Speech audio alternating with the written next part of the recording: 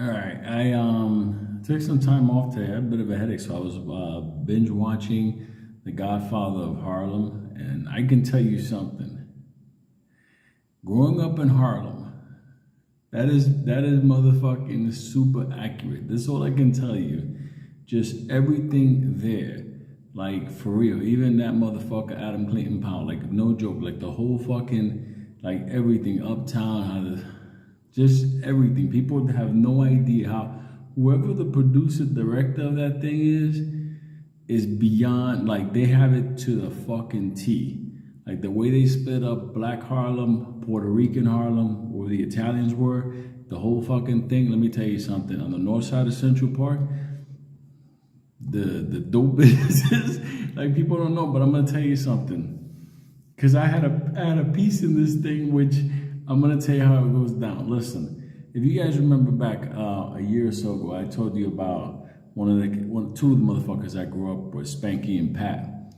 Well, Spanky and Pat, their father was a big time motherfucking like H dealer, like no joke. He was like that motherfucker.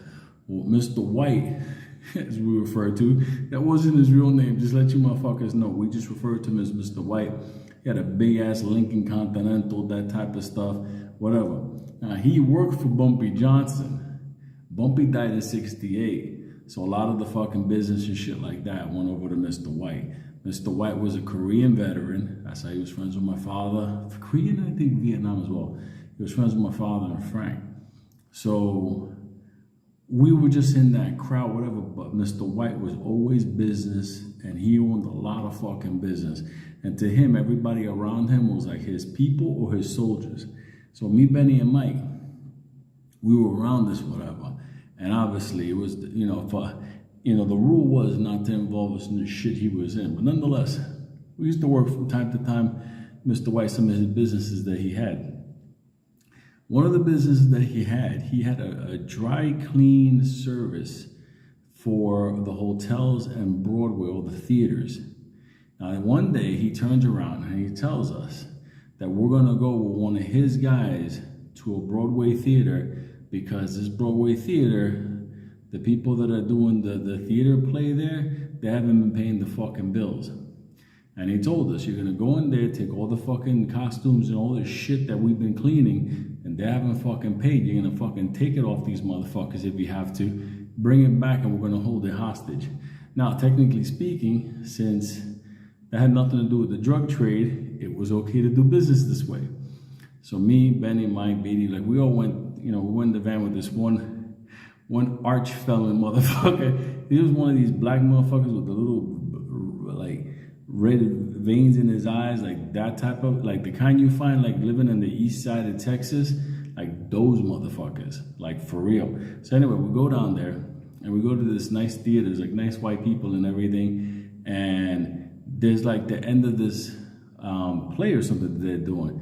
And, like we're just waiting for them to like come in, they take off their costumes or whatever the fuck whatever, they drop it in the laundry bins, and then we're gonna take the laundry bins and we're gonna hijack this shit.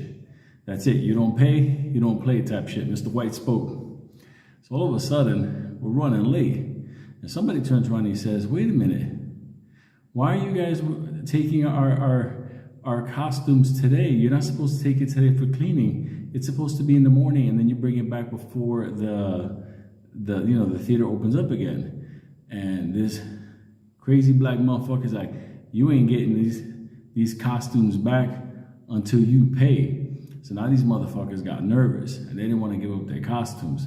But Mr. White told us, yeah, these motherfuckers to get the costume. It was just like that. So anyway, these motherfuckers were like putting up a fight. Like they literally got physical. These fucking like super transmethylite unicorns. They dressed like cats and shit like that. They got the nails and the whiskers and shit.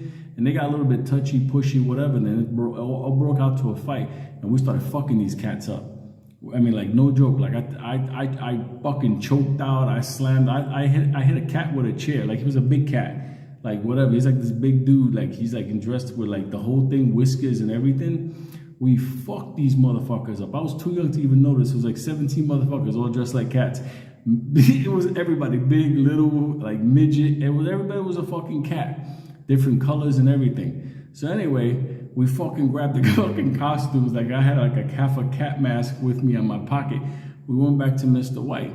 And he's like, they already called up. They're going to make the payment, those motherfuckers. They're running behind on the bills. They're going to be rich, but they're trying to stiff me. So I was like, all right, no problem. He's like, he took care of us. He paid us out and everything. He's like, motherfuckers, they're gonna probably be rich in the future and they're trying to stiff me. I'm like, yeah, fuck those cats. Let me tell you something. Years later, it did become successful. It was the Winter Garden where cats, remember the cats, the theater type thing, like memories of that cat stuff? Well, we fucked up the entire staff. So I just want to let people know, Bumpy Johnson's #1 guy, Mr. White, with that dry cleaning business, hired a bunch of like knuckleheads. I was one of them to go like, like avenge him on his bills, because he don't fuck around. Like he was just one of those kind of people. Yeah, he did the criminal stuff, but he had his legitimate businesses.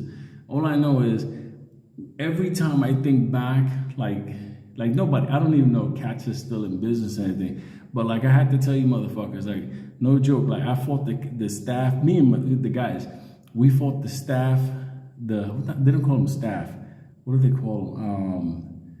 I don't know, I guess it's the staff with the fucking bunch of cats.